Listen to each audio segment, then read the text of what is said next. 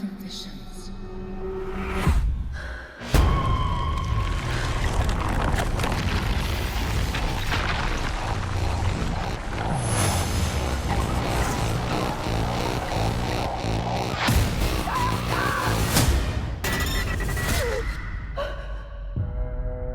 The body of Dr. Florence Weaver was found brutally murdered in her home this morning.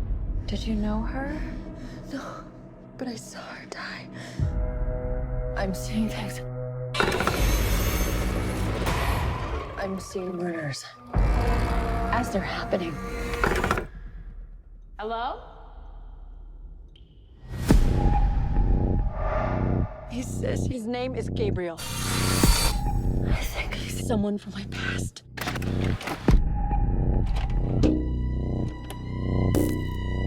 Happy birthday. Whatever happened to you before you joined our family hurt you in a way that I can't even imagine. Stop saying that. Maddie, who are you talking to? Gabriel. Is he your imaginary friend? Imaginary? He's the devil.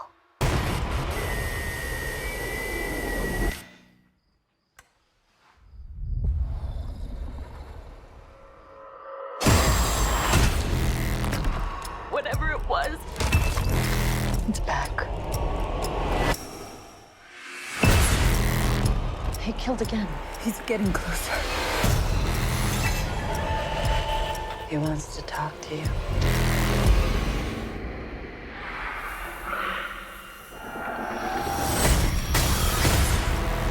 Mom, what do you know?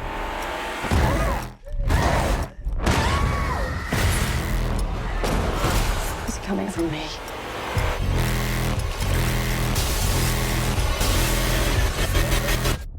Who are you, Gabriel?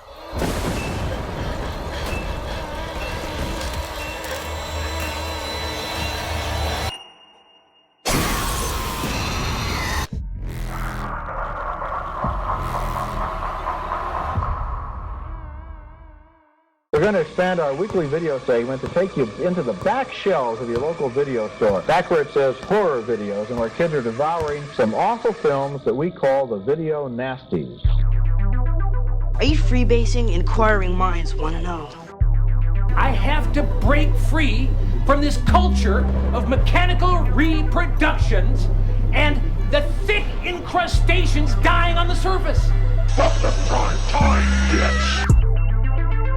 Mom with the new fletch. The pain, I can assure you, will be exquisite. As for our deaths, come with me and be immortal. We have such sights to show you. Gotta return some videotapes.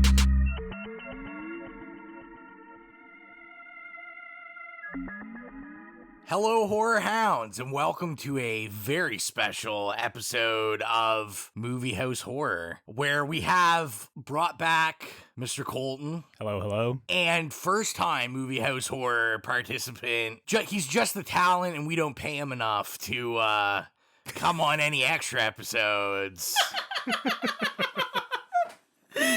I don't even have to introduce after that laugh. Mike is in the building. I am in the building. It's a pleasure to be in this rotten, decaying movie house with you all. So, I'm sure if you have clicked on this episode, you already know we are talking about James Wan's Malignant, and we will start by just talking about our familiarity with James Wan and, what we know about him, what we've seen from him. Let's start with you, Colton. Yeah, James Wan to me, obviously he's a pretty prolific, modern blockbuster horror director. I've seen all of his work, from Saw all the way up to Furious 7 or Aquaman, and obviously The Conjuring 1 and 2. I wouldn't say I'm the biggest fan of his work, though. I think, honestly, my favorite thing he's done is the original Saw. So, there's aspects of Conjuring 1 and 2 I like. Aspects of, Insidious, that scene with, the red-faced demon, that frightened the shit out of me in theaters. But overall, I wouldn't say I'm the biggest James Wan fan. I leave that to, one of my friends in Toronto. Shout out to Merrick. He loves James Wan, and I'm just not quite on that level. How about you, Mike? Of course, I'm, very familiar with his catalog and, you know, his directing and producing and all that. I mean, it's pretty, if you look at his production work, it's pretty voluminous at this point. But I'm not gonna lie, like, I haven't seen everything that he's done. Like, you know, of course, Saw, love, you know, and Conjuring was a moment, and Insidious was a moment, but I mean, I've kind of fallen behind on, like, all of the various... They keep expanding all those universes into, like, all these spin-off movies, and honestly, sometimes I'm really into that, and sometimes I'm not, and I'm at the point where, like, and maybe this is, like, kind of, unfortunately, a, like, runoff of Marvel exhaustion for me, but, like, movies that are, like, creating universes for lots of other movies just really tire me out right now. I just want a one and done, or maybe a sequel, you know what I mean? Yeah. So... But, you know, I even the ones that I haven't seen, I'm familiar with. So I was looking forward to this because he was attached to it. Because, you know, I do think that he has interesting ideas. And, you know, he's not a total hack or anything. So, you know, for sure. God love him. Yeah, and so my experience probably pretty much the same everybody else. Like, I've seen Saw. I remember Dead Silence. That is underrated, by the way. I'm saying because... When I was watching this, I was kind of like, I'm going to go back and just hit IMDb and, like, see what ones I've forgotten about. Mm-hmm. And as soon as I saw that, I remember seeing, you know, we saw Saw in theaters back in the day, and I remember, like, whatever that was, like, a year later, when Dead Silence came out, seeing that in theaters, too, and this little shitty rundown one.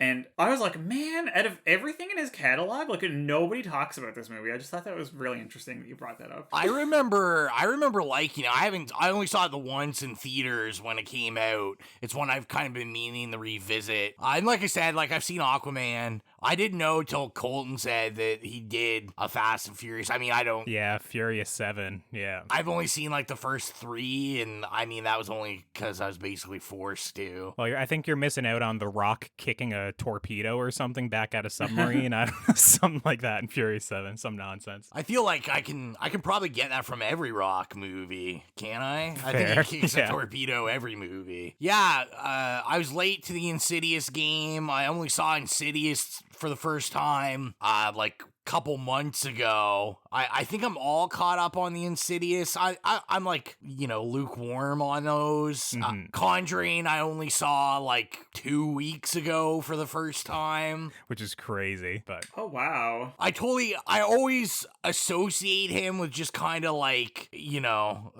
sounding pretentious. Like, I'm always just like, oh, those are just like PG-13, like mainstream popcorn horror movies that I'm probably not really interested in. And even Conjuring, like, I've only seen the one. I bought all of them, like, in a collection, so that's why I was started watching them. I'm sure I'll finish them, but yeah, I'd say I'm kind of lukewarm on James Wan.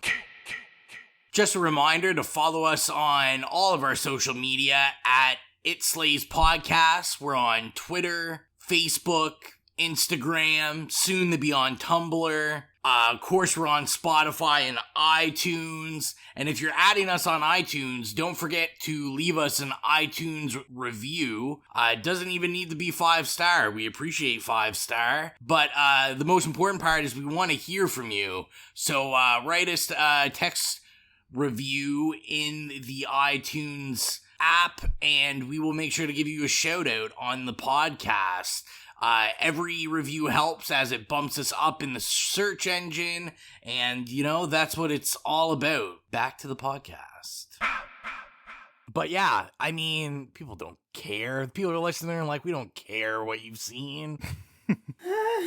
Talk about this damn movie. So Malignant, which it only came out on... what, Thursday, I guess, was the preview showing. We're recording this is September 12th, so we're pretty ahead on the curve. So let's just talk about maybe expectations, what we going into it we were expecting, were we excited, that kind of thing. We'll start with you this time, Mike. I'm not gonna lie, I was a little bit excited because, like I said, I don't dislike his oeuvre, and some of them I think he's like interesting and always has like kernels of potential, especially for like mainstream, like Colton was saying, blockbuster horror. But the promotional materials and like the poster and stuff kind of had me a bit excited. And I didn't read the article, but when I was scrolling through Twitter the other day, I saw a headline and it was, James Wan, this is my version of a Yalo. And I was like, oh my god. So I literally went into this thinking that it was going to be like Knife plus Heart, like part 2. Just like serial slasher. And obviously that was not what I got. So like I went into this with like completely radically different expectations. And I actually, after I finished the movie, I went back and looked at that article and he's like, no, I'm not saying that it's, just like Deep Red or whatever. And I'm like, okay, so you borrowed a couple trappings from it is what that meant. But the title was very misleading. And unfortunately that colored my expectation for the movie. So I kind of had high expectations for this. So that's all I'm saying. Yeah, I was pretty similar where leading up to it, like I saw the trailers like before like Candyman, or it might have even been before like A Quiet Place Part 2, and they never really did much for me. Like I found they were too over the top. Like there were a lot of special effects, there was a lot of like kind of like action in the trailers that I was just like, this kind of looks like kind of cheesy. Like there was an aspect to it where I wasn't sure if it was going to be more of what James Wan does. Like I thought it might just be like a possession movie again, or like just an entity in the house, because there was lots of his signature shots of like the camera swooping through the hallways and stuff. Oh, which, of course, yeah. In retrospect, that makes absolutely no sense for this movie, but in the trailers, it kind of was like, okay, more of what he did in The Conjuring. And then, obviously, as we got closer to release, I saw everyone being like, oh, this is his take on a giallo movie. And I was like, all right, I haven't seen many giallo movies, but I have an idea in my head of what a giallo is. And then I was very much the same as you, Mike. I went into this and I was kind of like, what are people going on with? Like, I didn't find this to be much of a giallo movie either.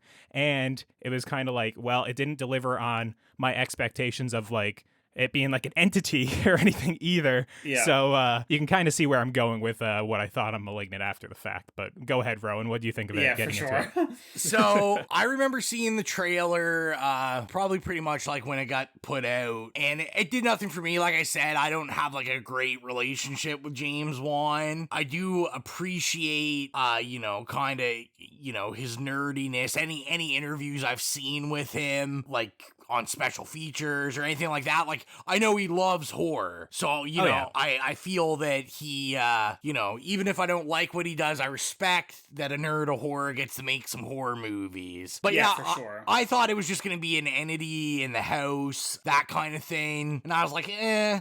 And then when Colton was like, oh man, a movie house horror on this, we should do it. For like 2 weeks, to Exilia, I'm just like, this is fucking horse shit. Like, I don't want to fucking pay to go see this. I'm like, this movie looks so terrible. And then I went and saw it. I figure this is probably the appropriate time to say, if you're listening to this, we're gonna spoil the shit out of it. You cannot talk about like the third act of this movie without just spoiling the whole fucking thing, because it's like one of those movies that has a huge twist. So yeah, like if you're wanting to go see Malignant, I would kind of dip out at this point. Or if you're someone who like obviously does not care about spoilers, then I guess stick around. Let's get into the meat and potatoes of this. I will start. I will say I was in the theater probably the first 20 minutes. I was still on my this is horse shit, because I was still 100% convinced it was an entity in the house movie. Yeah, I was not a happy camper, to say the least. I'm surprised that it didn't take you like 1 minute before you were not a happy camper, because that's pretty much how long it took me. Like the opening scene of the movie, which is like in this old like asylum or maybe like a hospital, and it's just like so cheesy and so over the top, and the dialogue is so awful that I honestly thought we were going to end on like a freeze frame of like a woman screaming, and we were going to pull out and be like, oh my god, like what's this shitty movie? Like what is this like old giallo flick that we're watching here, or something like that. I thought it was honestly going to be like self-referential on like, this is awful. But no, like the movie is just like that. It is just written like that, and it's just directed like that. And man, like instantly it didn't work for me. Is this a bad version of an X-Men movie? Like where I was like, they're in the lab and where they're like, oh, this guy about to break out or whatever. Controls electricity, and he's talking through the radio waves, and I was like, oh man, what are we doing here? Now, I will follow up with what I said is after I absolutely enjoyed myself from till the end. I loved it. That's the secret. I'm spoiling the rating on it. Is I had so much fun that I was like, thanks, Colton, for making me come see this movie. Well, I'm not really thanking myself for making me see it, but whatever. Well, I love the way that works out. Yeah, like, what was the point of the movie that, like, it brought you in, Rowan? Was there, like, a specific scene or anything like that you were like, okay, this is working for me now? To be honest, it took a while. I could have taken or left it, while we, assumed that, what was it? Gabrielle, right? Yeah, Gabriel is the name of the entity, I think. Yeah. Is the entity. So while he's slashing, like, I'm like, oh, it's kind of like cheesy, whatever. Mm-hmm. There's a lot of different parts. The actual plot wise, it was when we get that twist where I'm like, holy shit, I'm watching 2021 Brain Damage, essentially. I was just like... Oh my god, that's actually a brilliant reference. When I got home after seeing this, Exilia asked, she's like, so how was it? And I was like, oh, I loved it. And I was like, trying to explain to it. And I was like, imagine someone watched Brain Damage and like Nightmare on Elm Street and then also watched The Matrix and X-Men and was like, I want to put all those and movies. Had a budget. And they were like, I'm just going to put all these movies together. I loved how batshit it was. And like, it was like that for the last 30 minutes, sure. But like, what about the hour and 20 minutes before that? Like, there is a section of this movie where it's a solid hour of just like horror trope after horror trope of like, oh my god, the door is swinging open. Who is that? Oh, there's a noise at the window. There's a creak down the hall. We see the cushion, like, in the, in the living room, like, oh, no, expand. Is she actually seeing things, or is she crazy? It's just like a solid hour of, like, just normal horror movie, and then it just goes off the rails for 30 minutes at the end. And that's kind of the thing. It did not need to be 2 hours long. I'm going to say that. The runtime no matter what was I think of it, it did not need to be 2 hours long. It could have been a real fucking good 85 minutes. Real tight 85 minutes. I mean, not tight, but almost tight. 85 minutes. We're definitely in agreement. Like, a lot of that front half of the movie could have just been cut up way better. This would be a sleigh for me if it was shaved to like hour and a half, just like a kind of tight horror movie. Yeah, and that's the thing for me. Like, I don't think there's a sleigh in there for me. Like, in my opinion, like, this was awful. Like, the entire time, the only good things I can say about the movie is that I think Annabelle Wallis, like, did a good job with what she was given, like, as Madison. Like, she was acting, like, scared and kind of confused a lot of the movie. I was like, okay, she's competent, like, she's fine. But I don't think, like, James the character herself was, like...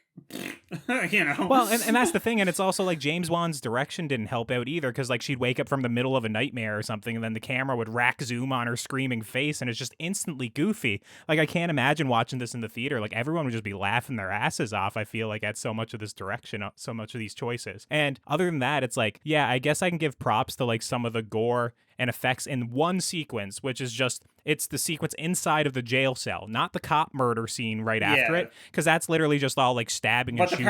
But the part with all the women getting murdered. Yes, like that. Yeah, of course. Like that goes over the top where it is kind of fun, but like there's people talking about how this is like this big schlocky, huge budget movie or super cheesy the entire time, and I'm like, you guys are literally forgetting about like 50 minutes to an hour of this movie in the middle, where it's like the score sounds like a discount version of Saw, and they're looking for a serial killer, and there's these horrible cops that are just bumbling all the time, and it's just like, I'm like, this is awful.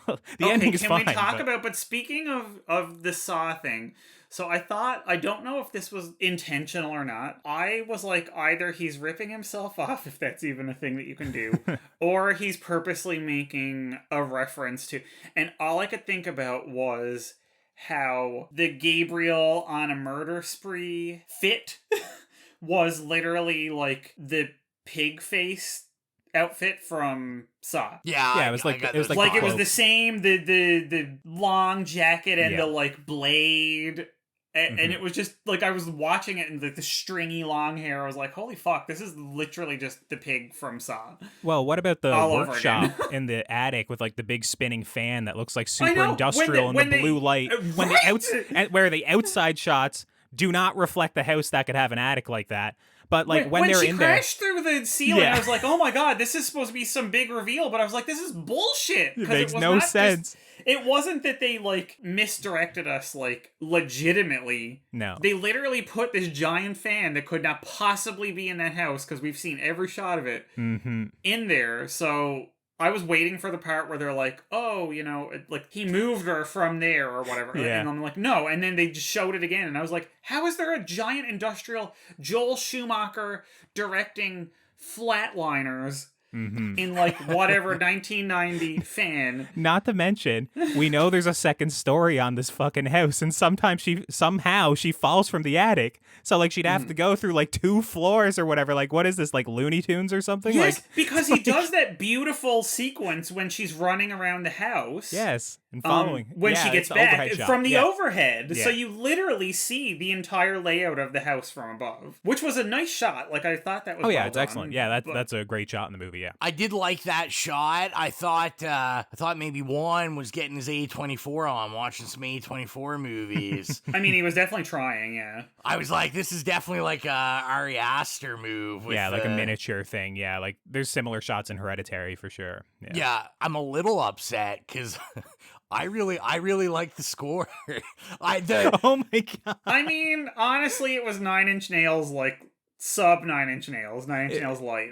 But it was just discount Saw, like this industrial, almost like new metal guitar going, and I was just like, yeah, this works in like Saw. It was definitely a throwback to like 2005. Yeah, and maybe that's why I like it, because like when I heard the score, I was like, I can't put my finger. Like it sounds like something I know, but I know it. Yeah, it was Saw. It was literally picture that over those like sped up jump cuts in Saw when like you know, their heads are shaking when they're in the trap or whatever. Like that's.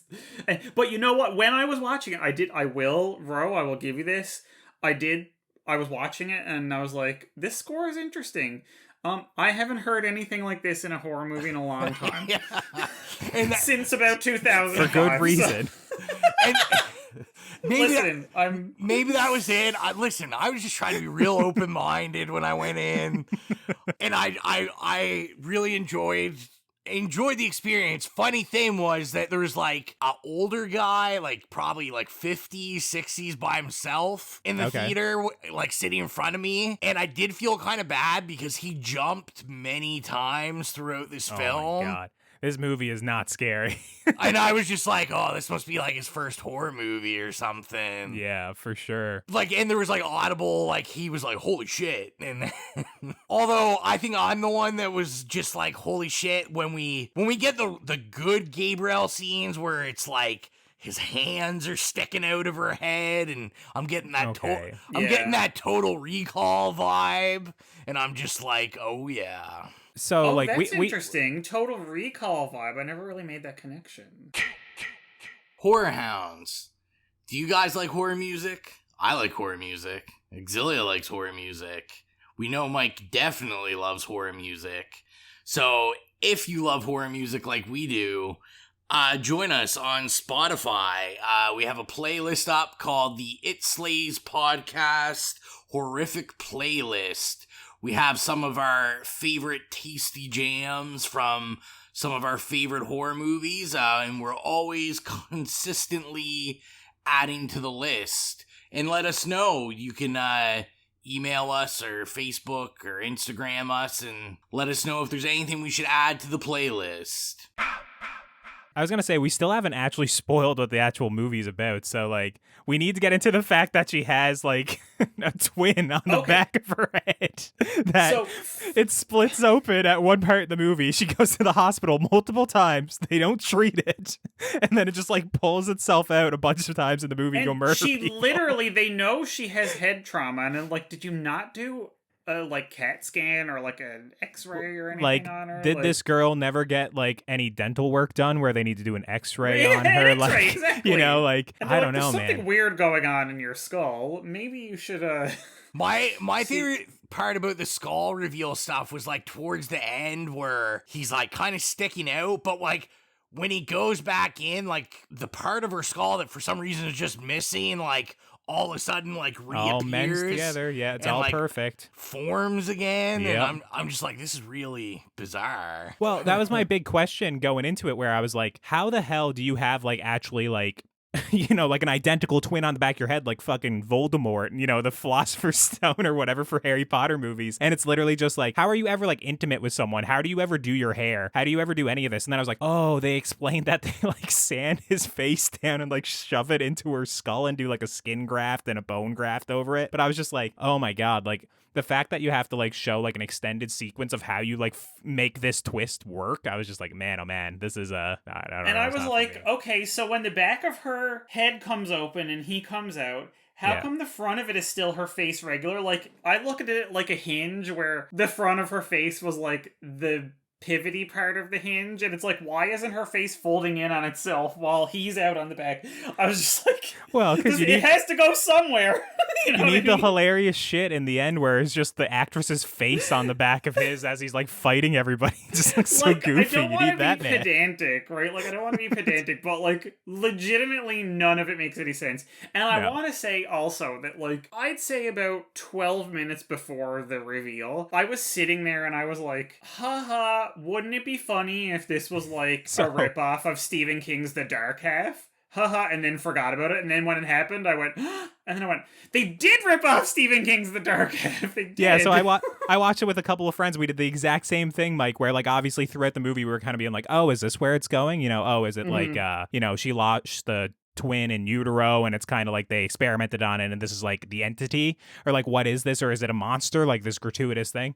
And then like literally probably about a half hour to 40 minutes, like a while before the reveal, one of my guys was just like, what if it's just like Voldemort and lives on the back of her head? And like we all bust out laughing, and then when it actually happened we all lost our minds. We were like, what is this? So very okay, fun. see, that's so funny, because if I had ever seen any Harry Potter, which I haven't, that it's would have been the reference for me. I was just thinking of fucking Stephen King that I read when I was 13 years old, and I'm like, oh, his twin is literally still in his inside of his skull, right? So it's kind of the same thing. And frankly, I guess J.K. Rowling also, you know, the turf ripped off Stephen King hilariously. Yeah. Literally, it's like the guy wears like a head wrap the entire movie, and then he takes it off and he turns around and there's like a fully functioning head on the back of his head that like talks, and it's like evil. It's like literally like I'd be very interested to find out like his actual the different influences on this, because I kept saying brain damage, but I think in totality I'd be very interested if he was a big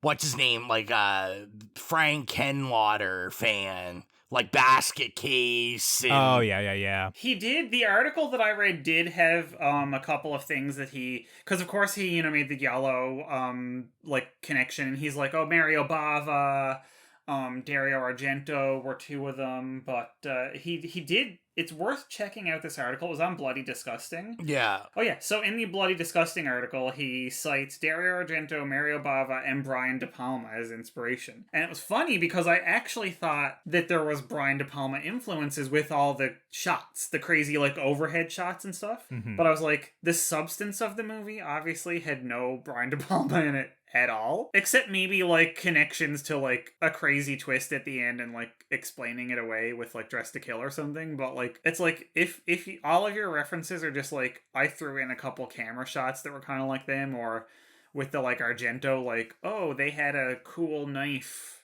an ornate knife that they killed people with, you know, like, okay, yeah, and of course, cool. like the lighting, like the red and blue lighting, but like James Wan uses that in every single movie. So like, I know like a lot of people say giallo movies have like this really dramatic lighting, but like it's like they also have like a lot of like sexuality, and they're like kind of titillating movies. And this movie is literally like asexual, has none of like there's none of that in this movie, and it's just kind of like, also it's not really cheap, like it's not like cheaply produced. Like this movie movie is like so polished. It's literally like, in a way, we were talking about Candyman a couple weeks ago, where it's just like this is a polished ass movie. Like it doesn't feel cheap. Yeah, in look any at all those regard. computer effects, like with the Exactly, like, that he keeps showing transition from off. one location Yeah. to another. Like they really go out of their way to show, like, For look at sure. this nicely done, CG transition that we have here. I think the big budget too, like really, I have yet to really see a big budget film pull off that like Argento style lighting.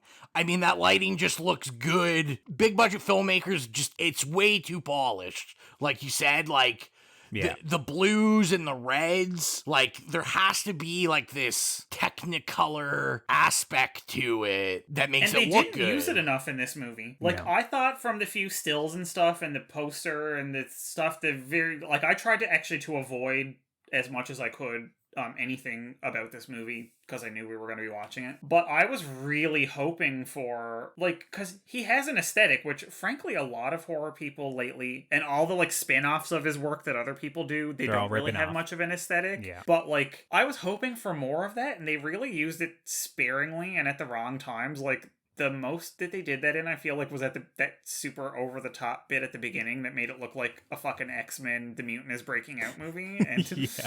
I was like waiting the whole movie, and I'm like, okay, they really like kick it into overdrive. Like I'm influenced by Italian horror movies aesthetic really needs to come out. And while he did have an aesthetic, I just don't find that it feels like he didn't do anything with it, Let's hope that Edgar Wright with Last Night in Soho like next month, because I think that's Yes. also very giallo inspired, lots of Yeah. reds and whatnot in the marketing for that one. Let's hope Oh, he's listen, the first if one I'm to gonna nail put it, right? my money on anybody, it's gonna be Edgar Wright and not I James hope so. Wan. God love him, but Edgar Wright, not that he can't do any wrong, but like his heart is always in the right place, no matter what. And I love that about him. Hey, are you interested in becoming a horror hound? Then join us at www.patreon.com/itslayspodcast and check out everything we have to offer. We have cool things from podcast shoutouts to picking movies all the way to maybe getting yourself a free t-shirt. So if you're interested in joining us and becoming a horror hound, join us at patreon.com/itslayspodcast. I feel let's come down. Let's give our rating of it, because I'm sure in the future one of us will just want to screw everyone over and pick this as a real pick. Oh my god. Yeah, let's start with you, Colton. Let's get the hater out of the way. Yeah, like literally, like it's been pretty obvious this whole conversation. I think the whole like film Twitter discourse or whatever on Reddit for this movie being like, oh, it's so schlocky, it's so cheesy, look how great it is. I just don't get it. I think it's a bad movie. I think the writing's bad. I think the plot's bad. I think you can't just have a complete tonal shift in the last 30 minutes of your movie to make up for all the rest of it. And yeah, I don't think like very many of the kills or anything's inspired. I think this movie's like pretty awful. I would not recommend it. It's a nay for me big time. All right, so you heard it here first. Colton highly recommends it and gives it a slay. How about you, Mike? Okay, I'm not gonna give it a nay. It's gonna be a like as bottom of the barrel okay as you can get. Because I agree with everything that Colton said. I do think that it's an awful movie. I did have a little bit of fun with it because I do love a schlocky, over-the-top movie, but not enough of it was that. No, it like wasn't. you said, it's that final third. And when I was watching it, if I had been taking notes, which I wasn't, because I was just like, fuck this. This is just...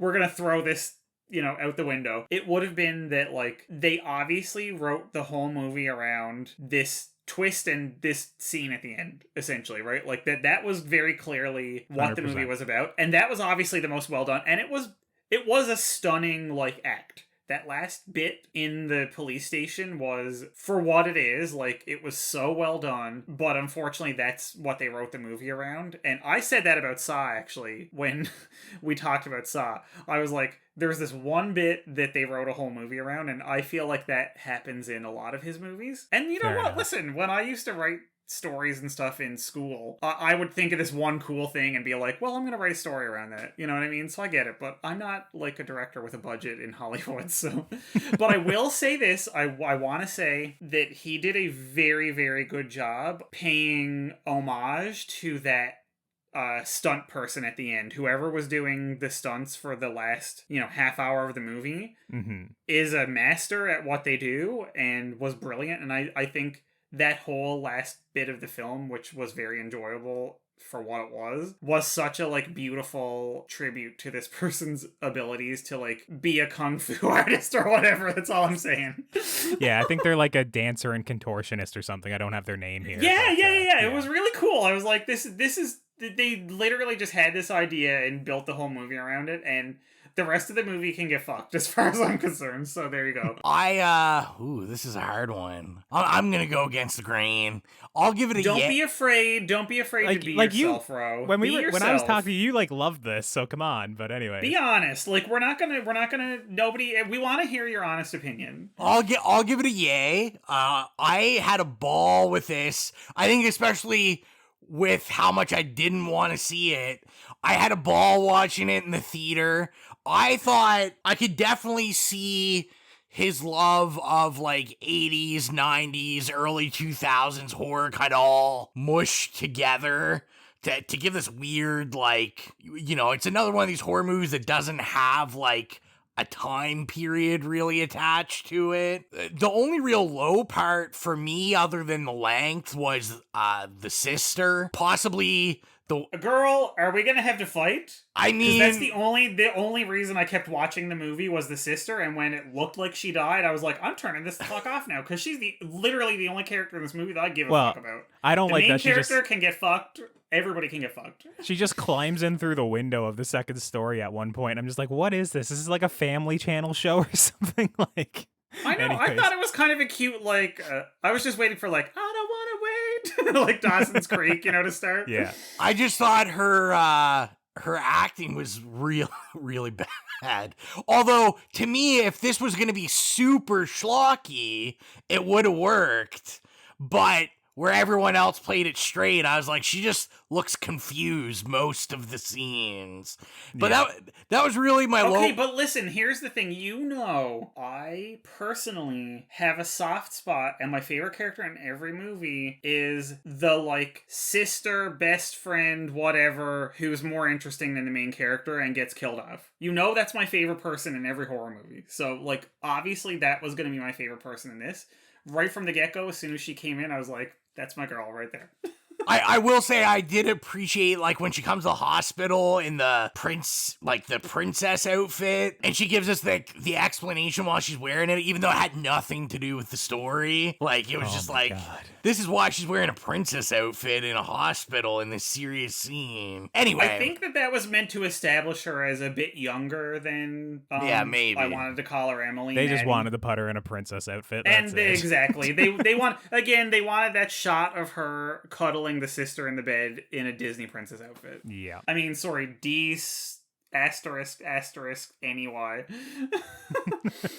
But yeah, I mean, like I said, I'll get pretty strong. Yeah, I thought it was fun. I had a fun time with it. I could see this being fun, like, with drinks in a group of people. Yeah, watching it in a group, I feel like that dynamic is totally what it's meant for. I would say fast forward to the last 30 minutes and watch it with a group, because everyone else will be you'll be so hammered by the time you even get there, because it's so boring. Well, you need to drink through the first hour and 10 minutes or so, right? And then once you're shit-faced, that's when the good stuff kicks in, and then nobody cares, so... That's how to watch this movie. Malignant 101 right there. So I was gonna say, I think all over the place, a nay, okay, and a yay. So all over the board. Yeah. So I think that is everything for this. You'll be hearing this, I don't know, probably Monday morning when it gets posted. And the next full episode, Dare Bunker, we'll be recording this week. Good luck with that one, guys. So we'll be back. And, as always, thanks for supporting. But I guess this is it. See you later. We're going to expand our weekly video segment to take you into the back shelves of your local video store. Back where it says horror videos, and where kids are devouring some awful films that we call the video nasties. Are you freebasing? Inquiring minds want to know. I have to break free from this culture of mechanical reproductions and the thick incrustations dying on the surface. Fuck the prime time, bitch! The pain, I can assure you, will be exquisite. As for our deaths, come with me and be immortal. We have such sights to show you. We've got to return some videotapes.